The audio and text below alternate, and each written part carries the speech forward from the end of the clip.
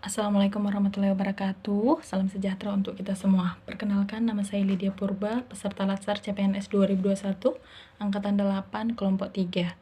Di video ini saya akan menjelaskan tentang mind mapping etika publik dan penerapannya di instansi tempat saya bekerja.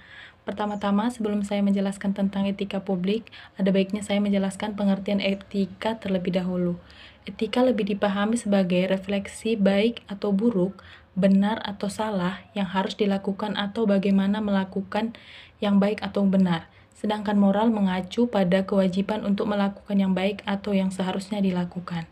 Etika publik adalah refleksi tentang standar atau norma yang menentukan baik buruk, benar salah perilaku, tindakan dan keputusan untuk mengarahkan kebijakan publik dalam rangka menjalankan tanggung jawab pelayanan publik.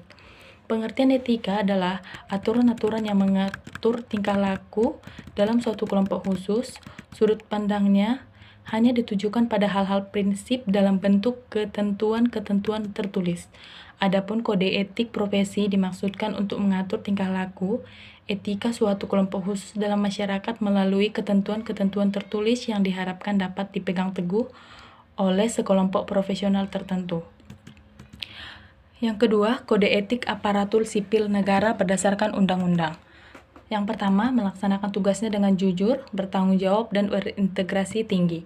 Kedua, melaksanakan tugasnya dengan cermat dan disiplin. Ketiga, melayani dengan sikap hormat, sopan, dan tanpa tekanan. Keempat, melaksanakan tugasnya sesuai dengan peraturan perundangan yang berlaku.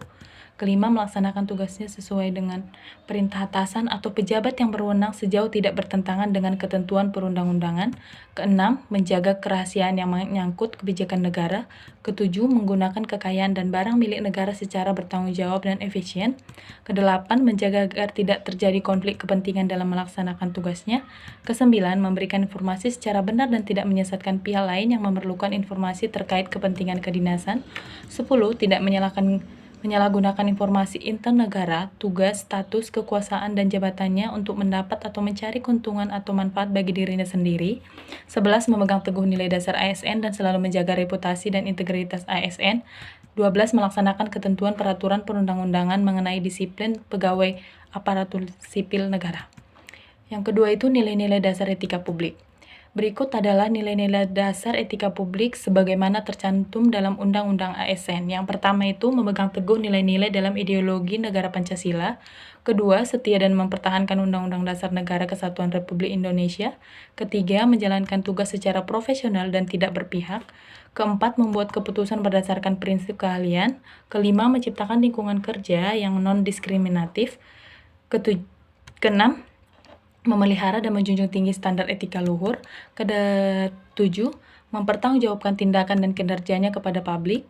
Kedelapan, memiliki kemampuan dalam melaksanakan kebijakan dan program pemerintah. 9, memberikan layanan kepada publik secara jujur, tanggap, cepat, tepat, akurat, berdaya guna, berhasil guna, dan santun. 10, mengutamakan kepemimpinan berkualitas tinggi. 11, menghargai komunikasi, konsultasi, dan kerjasama. 12, mengutamakan pencapaian hasil dan mendorong kinerja pegawai. 13, mendorong kesetaraan dalam pekerjaan. 14, meningkatkan efektivitas sistem pemerintahan yang demokratis sebagai perangkat sistem karir. Yang selanjutnya, saya akan menjelaskan definisi dan lingkup etika publik. Ada 3 fokus utama dalam etika publik, pelayanan publik, yaitu yang pertama, pelayanan publik yang berkualitas dan relevan. Kedua, sisi dimensi reflektif. Etika publik berfungsi sebagai bantuan dalam menimbang pilihan, sarana, kebijakan publik, dan alat evaluasi. Ketiga, modalitas etika menjembatani antara norma moral dan tindakan faktual. Berikut bentuk-bentuk kode etik dan implikasinya. Yang pertama, indikator keberhasilan. Kedua, pentingnya etika dalam urusan publik. Ketiga, penggunaan kekuasaan atau legitimasi kebijakan. Keempat, konflik kepentingan. Kelima, sumber-sumber kode etik bagi aparatur sipil negara. Keenam, implikasi kode etik dalam pelayanan publik. Berikut adalah implikasi kode etik dalam pelayanan. Yang pertama, kode etik meluruskan nilai-nilai etis luhur ke dalam tugas pelayanan publik. Kedua, kode etik merupakan pedoman bertindak yang sifatnya eksplisit. Yang ketiga, pelaksanaan kode etik tergantung pada niat baik dan sentuhan moral yang ada dalam diri para pegawai pejabat itu sendiri. Bukan di sekolah. Yang pertama, mengucapkan salam saat akan memasuki ruangan. Yang kedua, memberi salam kepada kepala sekolah dan rekan kerja yang lainnya. Ketiga, selalu menerapkan protokol kesehatan, yaitu dengan menggunakan masker dan hand sanitizer. Keempat, mengisi daftar hadir.